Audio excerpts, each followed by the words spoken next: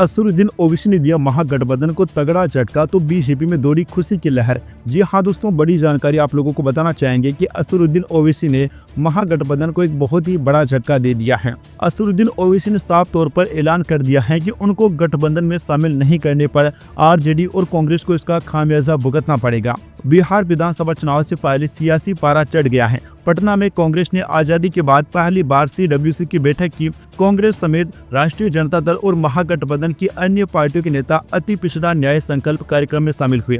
वहीं एआईएमआईएम के प्रमुख असदुद्दीन ओवैसी भी बुधवार को बिहार में थे। ओवैसी ने आरजेडी से गठबंधन की कोशिशों से लेकर वप तक आज तक से खास बातचीत में हर विषय पर खुलकर बात रखी। ओवैसी ने कहा कि मेरी पार्टी ने गठबंधन के लिए लालू यादव को 2 सीटें और तेजस्वी यादव को एक पत्र लिखा था। आरजेडी से गठबंधन को लेकर उन्होंने कहा कि हमने बहुत कोशिश की है गठबंधन को लेकर। लालू यादव को 2 और तेजस्वी यादव को एक पत्र लिखा। उन्होंने कहा कि हमने आरजेडी से केवल 6 सीटें मांगी थी, मंत्री पद की डिमांड भी नहीं की थी। ओवैसी ने कहा कि 2020 में जीते 5 में से 4 विधायकों को आरजेडी ने छीन लिया है। इसके बावजूद हमने उनसे गठबंधन की पेशकश की। आरजेडी से गठबंधन की पेशकश करना हमारी कमजोरी नहीं थी। उन्होंने कहा कि बिहार में मुस्लिमों का कोई नेता नहीं है जो समाज से बात कर सके। ओवैसी ने कहा कि वह बाप जिन्होंने इस पार्टी को बनाया, हम लोगों ने उनको पत्र लिखे। अब अगर उनका बेटा बोलता है तो मुझे नहीं बताया गया, मुझे नहीं पता कि ऐसा भी होता है। उन्होंने कहा कि हमने यही देखा है कि